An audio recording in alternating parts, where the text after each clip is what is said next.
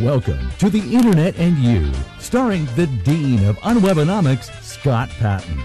If you're interested in getting to the top of Google, wondering what a tweet is, how to get your message on smartphones across the world, and getting more foot traffic into your shop without breaking the bank, you've come to the right place.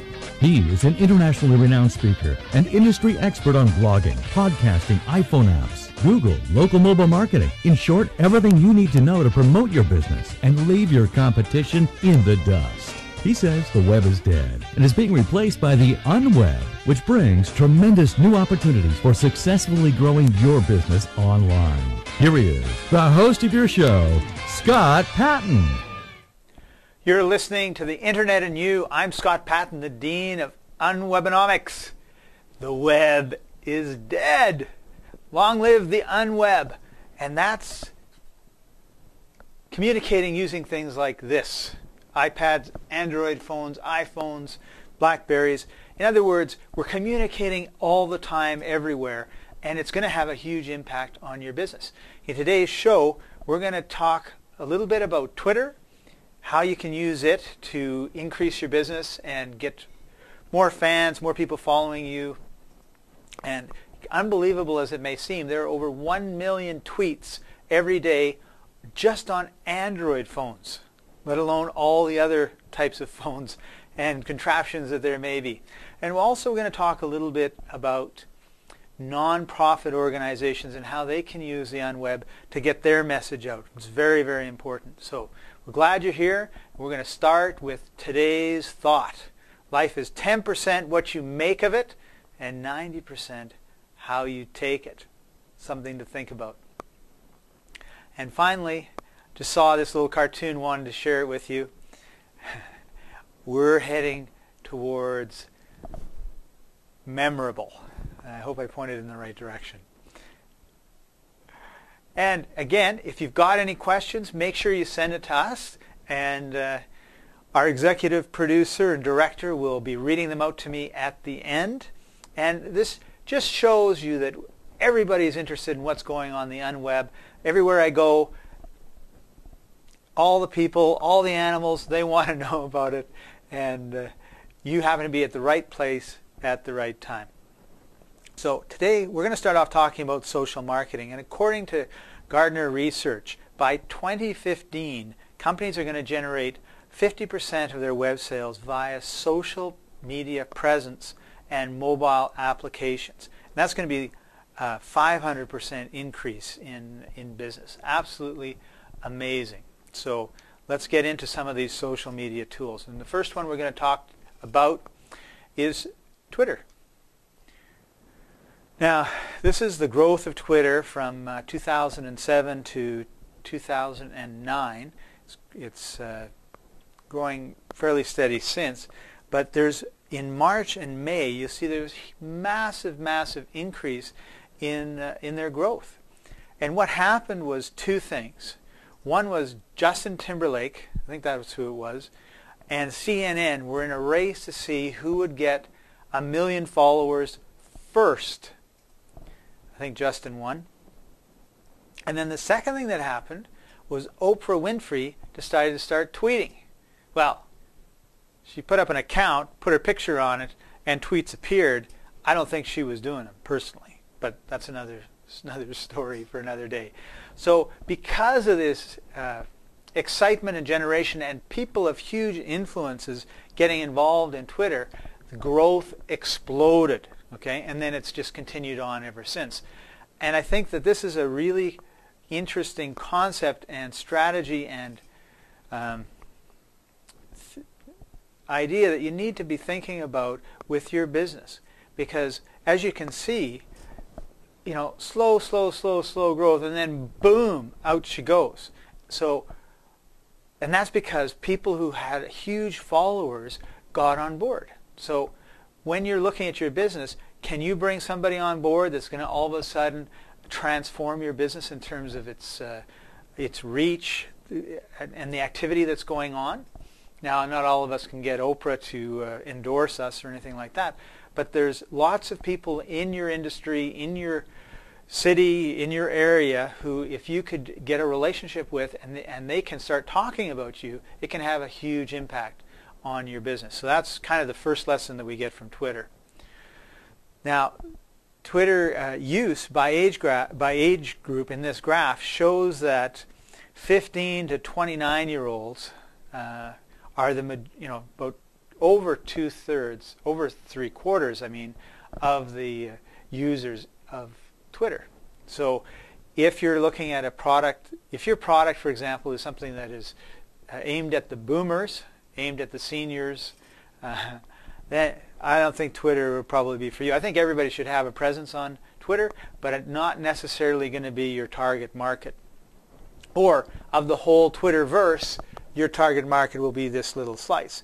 Now, 5 or 10% of the Twitterverse is still an awful lot of people, right? I mean, there's hundreds of millions of people that are tweeting all the time and using Twitter. So, if your market is only 10% of that, that's still a lot of people that you could use and meet that way. So you want to do your competitive analysis as well. Are your competitors doing it? No. Great. You can take advantage of it. Are your competitors doing it? Oh, great. You got to make sure you are doing it so you're not losing business to your competitors, right? So it's either way, you got to get in. Now, this is interesting in terms of Twitter activity. There's not a huge difference, so basically between about 11 and 16%. So it's fairly even throughout the week. However, the weekends are quieter, and Tuesday, Wednesday, and Thursday are the biggest days for activity on Twitter. So if you can only tweet one day a week, Tuesday is it. If you can do 2 days, Tuesday and Wednesday, 3 days, Tuesday, Wednesday, Thursday, then add Monday, then add Friday, then add Saturday, then add Sunday. And that's the way it goes. Okay, so let's take a little closer look at Twitter. 5% of Twitter users account for 75% of all activity. In other words, there's a huge silent majority that don't do very much, because obviously 95% account for 1/4 of the activity. There are more women on Twitter, 53%, than men, 47%. So again, if your product is kind of aimed at the macho market, you're not going to necessarily have as good a success there as if it's aimed at the women's.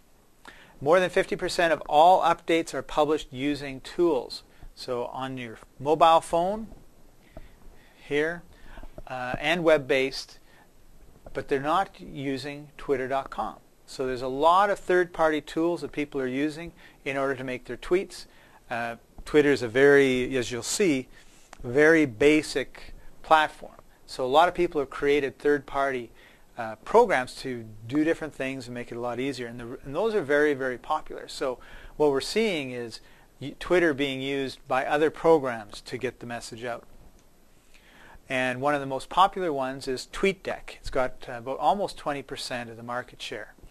And it was doing such a good job that Twitter bought it. So head over to tweetdeck.com and check it out. Now what we're going to do is take a closer look at Twitter itself. When you go to twitter.com, you can sign up for free. It's very, very easy. You get a page that looks something like this. This happens to be my page. And at the top, there's a little what's happening box. So all you have to do is type in what you're doing right now and click on the tweet, and boom, there it is. It's in your feed, right? So anyone that's following me will have this appear on their Twitter page. So what happens is someone else, so let's say Joe is following me. He looks at this page. I've just tweeted. I'm there. He waits an hour and he refreshes. He looks again. My tweet has moved way down because all these other people's tweets have appeared that are newer. And that's kind of the way this sort of thing works. Okay. Now you'll notice also in here, recording new online TV show on the hash mark or # on web. So basically what this is doing is giving people an opportunity to create a conversation. So when you tweet something and you put the hash mark or the # and then a word, then people can search on that, or actually you'll notice that it's a hyperlink, and they click on it, and everybody that's posted on that will appear. So I can then now see a conversation that's going on and actually have a conversation with one or more people in Twitter on my topic just by going to this page. So this is really, really powerful because let's say, for example, we'll use our friendly neighborhood plumber, and you do, hash mark plumber or hash mark LA plumber, something like that. Then all of a sudden you start creating this conversation with plumbers or with people that want to know about plumbing or have a problem with plumbing or something like that. And you've created not quite a following, but that sort of thing. And of course, now that you see who all these people are, you can start following them as well. So you keep an eye on what they're talking about, what's important.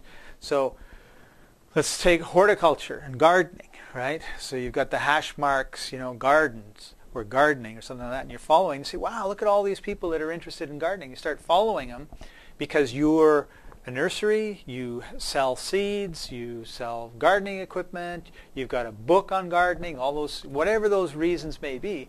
Now you can start seeing what they're talking about and what's causing them problems, right? So then you can solve those problems. Like someone could say, oh, I planted my something roses and it didn't work and they're drooping, blah, blah, blah. And then you could just pop in there and say, well, have you given them this type of fertilizer? Are they in a sunny spot or a shaded spot? All these sort of questions.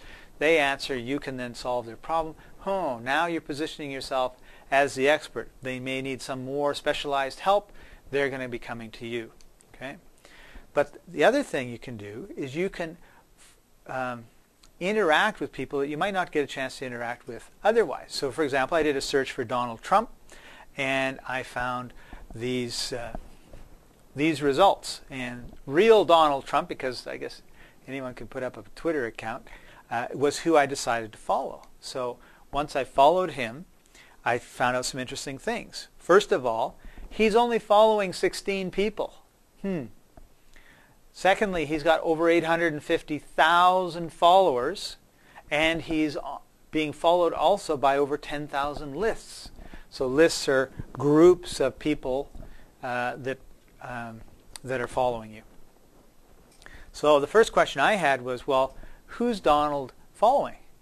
Maybe I want to follow them too, right? And of course, it's got the little green following thing checked off, so I know that I'm already following him. But I can now see what he's tweeting about and talking about. And if I click on the followers, I'm going to get a list of the people that are following him.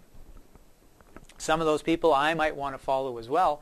And oftentimes, it's not obviously the case here because he's only following 16, but oftentimes the number of followers and the number of following is close. Okay? So if I'm following someone who's got 2,000 followers, they're probably following 2,000 people as well. This gives a chance for my tweets to be exposed to that person. Okay, so here we go. He's following 16 people. Here are the 16 people that he's following. I look at who they are. I may decide to follow them or not follow them. I don't know. But it gives me a chance to really get into a community. Right now, Donald is a massive example with 800,000 followers, not normal. Actually, most people have under 100 followers. But if I find people that are thought leaders in my industry, then I can interact with them. I can interact with their followers. I can start following their followers. They'll start following me. I put out good information. We get interactions going, and that's the way the conversations start. Okay, so that's a little bit about Twitter. As you can see, it's very easy to get in. It's very easy to get followers. All you have to do is find people that are talking about topics that you're interested in, or because you can do I did a search on Donald Trump, but you could also do a search on plumbers, personal development, yoga, any topic that you're interested in, or any topic that has to do with your business, real estate. It could be LA real estate, New York real estate, Miami real estate, Vancouver real estate, Tokyo real estate, London real estate. Depends on where you are in the world, and you're going to be able to find a lot of people that are interested in that topic and follow them right along, right? So Twitter can be a very, very good tool for getting real-time discussions and information about to get information about real-time discussions that are going on as they're going on. I follow a number of people that are interested in Apple. Okay, so the last couple times when Steve Jobs did his presentations, and then again when he unfortunately passed away, there were thousands of tweets in minutes appearing on my screen. Like I would refresh, and then a minute later it would be, because that part automatically changes, 1,232 new tweets, almost all of them about what Steve Jobs was talking about, or all of them about him passing away. So there are times when, depending on the type of people that you're following, and you really want to, because you can have as many Twitter accounts as you want. So I would have Twitter accounts focused on my topic. So if my topic was yoga, I would have one, and then I would just follow people that were yoga instructors, yoga speakers, yoga businesses, all that sort of stuff. And then you would get a real good feel when you're in that account of what's going on in the yoga world. If I had, say, a sales training company as well, so I liked yoga and I liked sales training, right? I'd have a second account on sales training, and that account I would follow all the sales trainers or people that were interested in sales training and that sort of stuff, and then you get a feel for the conversation that's going on there. And something big happens, there's a big sales convention, sales training convention or something going on, and all these people have gone to it that are that I've been following, right? And if I am not following them, I can just probably go hash brown, whatever the name of the convention is, and I would find the conversations, find the people, start following them, and I would be getting all of their tweets, and I'd be knowing exactly what was going on. So Twitter, in terms of market research, in terms of creating relationship, in terms of identifying potential customers and prospects, it's very, very, very powerful. And you have to keep in mind the majority of the people are going to be 15 to 29 years old, and then the rest of them are 30 to 70 odd years old. So you may be dealing with more younger people than you would be if you're using maybe Facebook or some other tool. Okay, so I want to now switch gears a little bit, and I want to talk about a specific area, and that is NGOs and nonprofits and how they can use some of the things that we were talking about in the UnWeb to get the word out. Okay, so you want to be thinking about what's important to you, and nonprofits and NGOs have been using podcasting to get their message out very, very successfully. And one of my goals is to increase the number of nonprofits and NGOs that are telling their stories, because I think a lot of their stories are being lost. Volunteers are going overseas for 6 months, a year, 3 years, even longer, and they're having these amazing experiences, and unfortunately nobody's hearing about it. So it's kind of like an experience of one. And so we've been really working with volunteers who are going overseas to share their stories with their friends and families. So what's been happening now with CUSO, which is an NGO in Canada, is they have 250 volunteers that go overseas every year. Some go for shorter periods like 3 months, some go for longer periods like 3 years. And when they return, the public engagement officers will oftentimes interview them for the podcast. And they'll ask them about their whole experience, what they got out of it. And there are a number of important effects of this.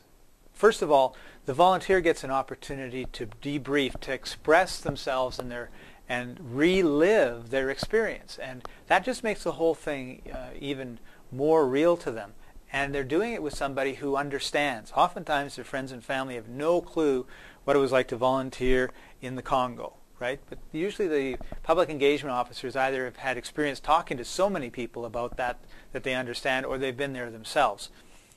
So that's really important, because it helps the returning volunteer to return to their home culture.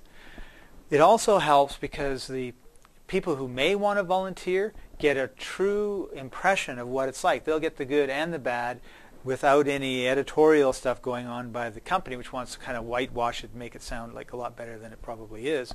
And that's really good for in terms of integrity and honesty and all the rest of it.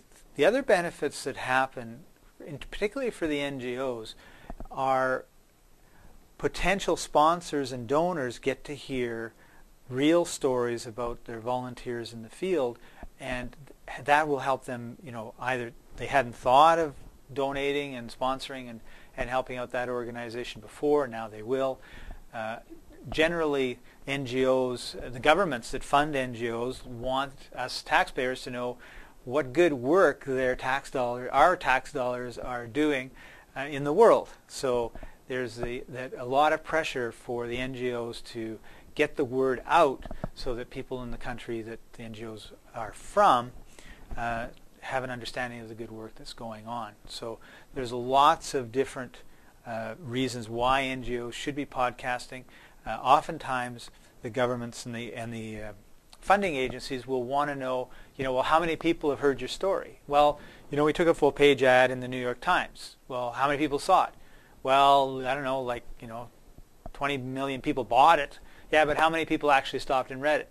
Don't know. Podcasting gives that exact number. It was 10,000 downloads last week and, 5,000 subscribers, so there you have it, right? Now, CUSO, as an example, sends 250 volunteers overseas every year. Now, if every one of those volunteers podcasts, which 100% is not likely, but if we just use that as an example, and they have 200 family and friends who would be interested in hearing what they're doing, right? I mean, obviously they could be phoning and emailing and all the rest of it, but that's kind of one-on-one. So, it's kind of nice. They spend 20 minutes. They talk about, this week I went to the Mumbabi village where HIV is 70%, and we did this and we did that, and they can interview someone from the village or the elder or any of those sort of things, right? And all that information then gets transmitted back to the family and friends. It also goes to a lot more people, but you have to admit that if your best friend or your brother or your sister flew over to Congo, and they said, I've got this podcast, you can listen here, and between when we talk, I would be downloading it because, what, I miss her or him today, I can just listen and feel like they're right there beside me. So if this worked, over 50,000 people would learn about CUSO annually, okay, which is a large number of people. In 10 years, that's 500,000 people. And of course, that's only the friends and family that have a vested interest in that particular volunteer. So it's kind of like micro podcasting, where you have a lot of people podcasting who are highly influential in small groups. Okay, so then you have calls to action. Like in Jamaica, school is free, but you got to have a uniform. Uniforms cost $13. 10,522 kids can't go to school because their parents can't afford $13. So if you're listening to this podcast, go to this site and please donate $13, because my goal is to raise enough money that all the kids can go, right? And who couldn't do that, right? So you tie it all in with some sort of call to action, some sort of purpose. And so one person then can influence 200 people, and then 250 people can influence 250 times 200 people, and all of a sudden you're making a big difference in the world, in my opinion. So governments want their citizens to know that their dollars are being spent wisely, and the other part of this is we want the volunteers to teach the partner organizations to how to podcast as well, so that they can continue telling the stories of their village or their project. And of course, when the volunteer returns, they're able to keep that connection as well. And of course, it spreads like crazy.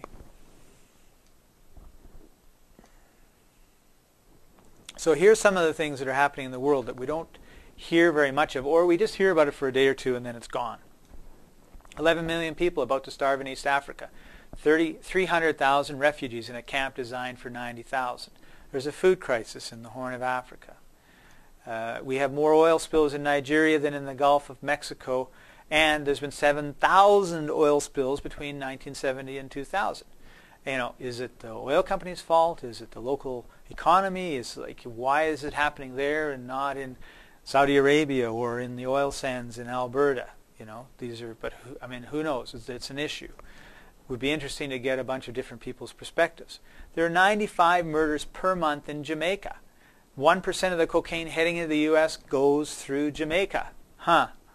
So there's all this violence that's occurring. And, you know, maybe we could do something about it.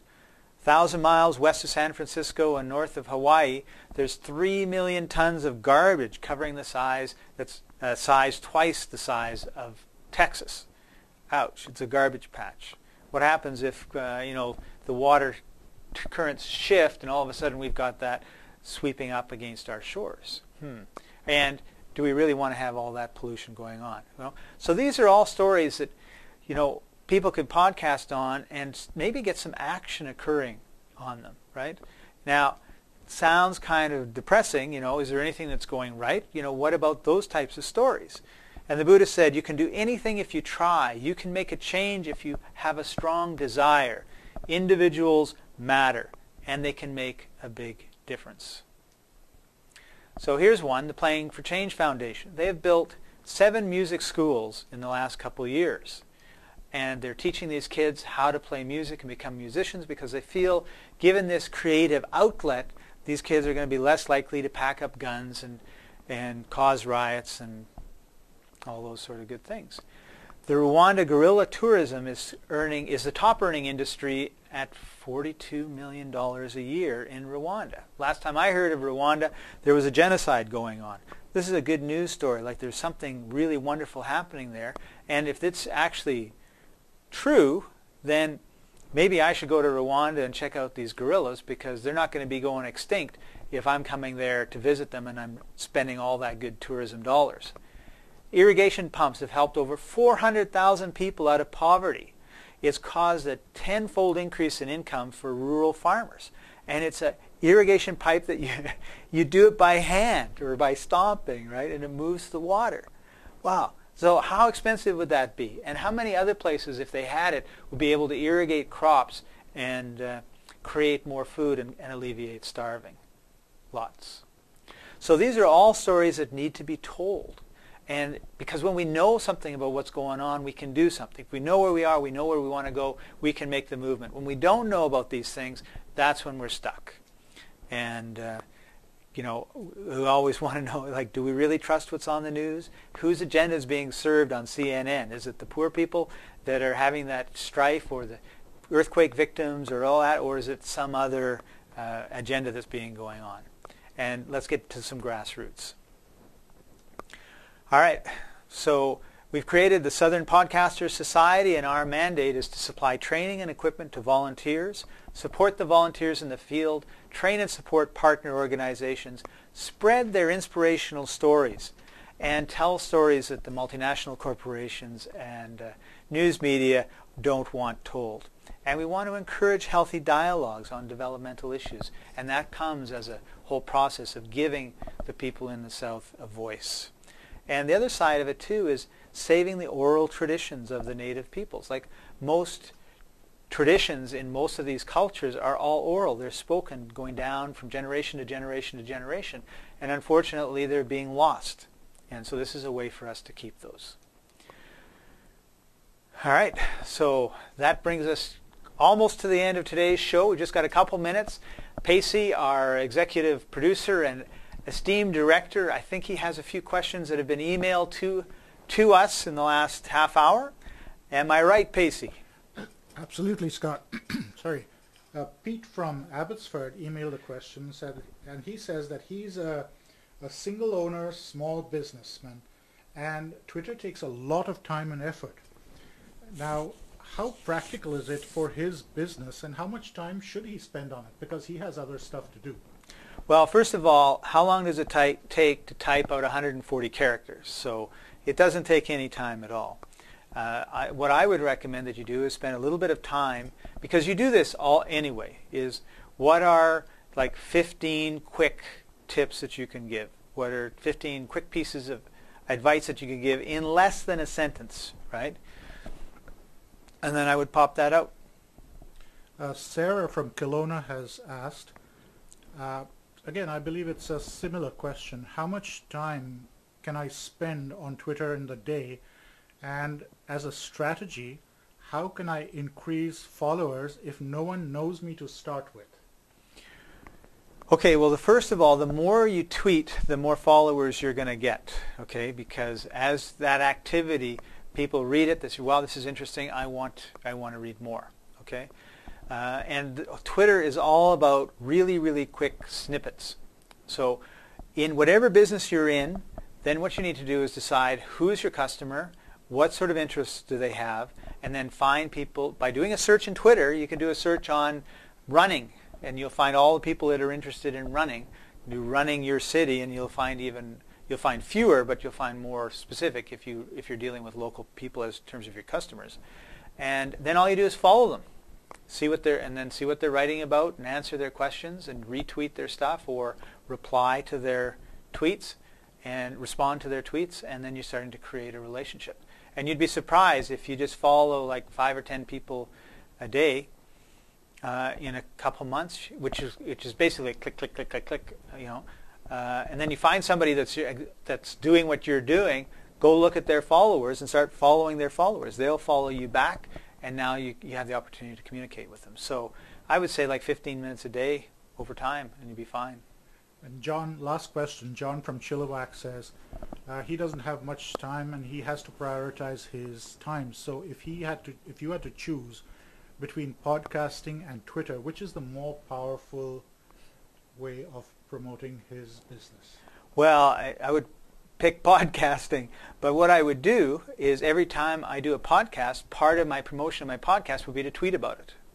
So I would, if nothing else, you talk for 20 minutes, you've got like 7 or 8 major points you want to make. I would just go, want to know how Twitter can help your business? Listen to my podcast, put the URL, and tweet it.